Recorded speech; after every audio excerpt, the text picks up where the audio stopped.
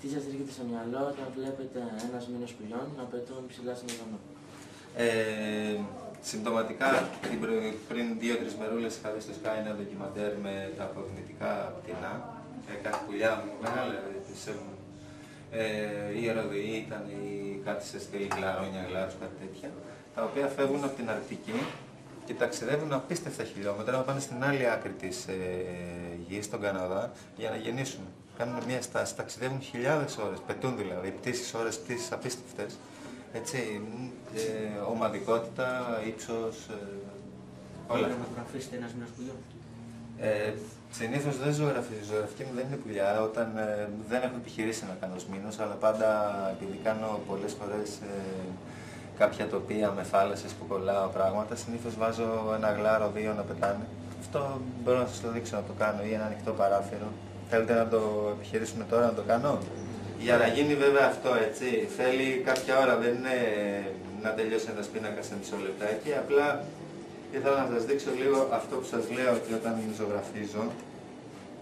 Συνήθως δεν κάνω σμήνος με πουλιά, μπορεί να βάλω όμως ένα γλάρο κάπου. Μπορεί να κάνουμε λίγο τη θάλασσα, να σας δείξω. Κάτι πολύ γρήγορο τώρα, απλά να έχετε μία ιδέα.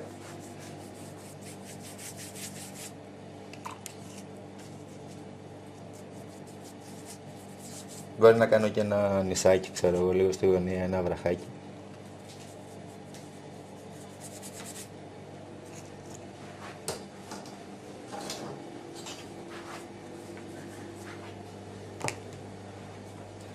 Δεν έχω ζωγραφίσει ποτέ σμήνος, δηλαδή δεν έτυχε να ζωγραφίσω σμήνος με δουλειά.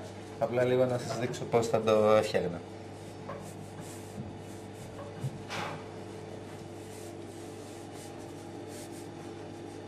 Συνήθως μου αρέσει να είναι ένας γλάρος, δεν ξέρω, ίσως και κάτι και αυτό να σημαίνει, έτσι, μια μοναχικότητα ίσως, καμιά φορά, ένας γλάρος που πετάει.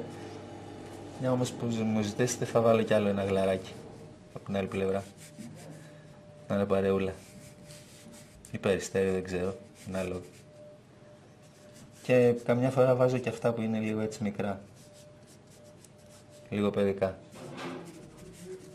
Κάτι πολύ γρήγορο τώρα, έτσι, απλά για να το καταλάβετε. Ας λέγαμε ότι είναι ένα πολύ γρήγορο σχέδιο.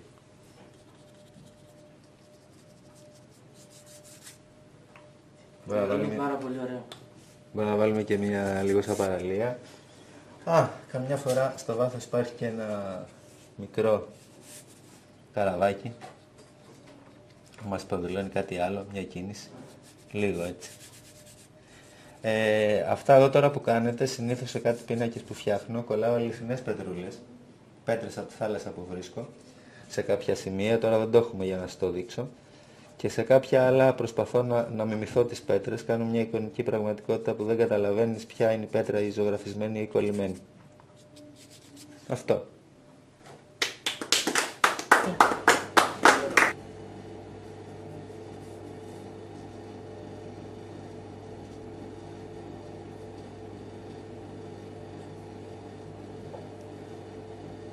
Συνήθως στο τέλος βάζω και την ημερομηνία.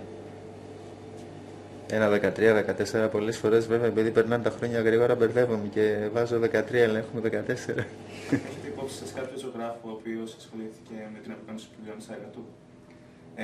Πολλοί ζωγράφοι, πάρα πολλοί ζωγράφοι έχουν ασχοληθεί με τα πουλιά, έτσι, πιο γνωστός από όλους που τον ξέρουν και τα μικρά παιδιά, ο Πικάσο. Έχει κάνει πάρα πολλές φορές τα περιστέρια της ειρήνης, συμβολικά, με μια κίνηση, και συμπτωματικά έχω να δω, γιατί με τα παιδιά του Δημοτικού που κάνουμε ένα αφιέρωμα στον Πικάσο, μπορούμε να τα δούμε λίγο. Έτσι, είναι πολύ γρήγορα, πολύ παιδικά, πολύ απλοϊκά όμως, αλλά έχουν μια κίνηση. Κρατάει εδώ λουλούδια το περιστέρι και αυτό είναι πολύ συμβολικό.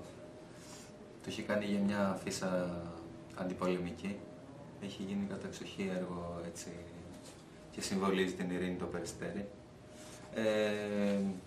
Αν θέλετε κάποιον Έλληνα, ο Φασιανός πολλές φορές τα περισσότερα και σε αυτά που κάνει με τις φιγούρες βάζει κάποια δουλειά επάνω. Και ένας άλλος ζωγράφος που ήταν και μαθηματικός, φυσικός, παίζει πολύ με το χώρο και μια και είναι και το θέμα σας, μπορεί να το δούμε λίγο αυτό. Βλέπετε λίγο αυτό το σμήνος των πουλιών, έτσι, τα οποία είναι μαύρα και τα κενά τους δημιουργούν τα άσπρα πάλι, δηλαδή έχουν δύο διαφορετικές πορείες. Είναι πολύ ωραία, είναι μαθηματικός και φυσικός ο ίδιος, είναι χαρακτική. Και κοιτάξτε αυτό εδώ με τα πουλιά, πώς τα κενά τους σιγά σιγά μας δημιουργούν τα ψάρια, λέει το φυσικό περιβάλλον. Έχει πάρα πολύ παίξει με τα πουλιά και με την κίνηση, δηλαδή με το σμήνος των πουλιών που με ρωτήσατε την άλλη φορά. Πάρα πολλά έργα με πουλιά. Παίζει πολύ με τα κενά, τα άσπρα και τα μαύρα, άμα το βλέπετε. Ευχαριστούμε. Παρακαλώ.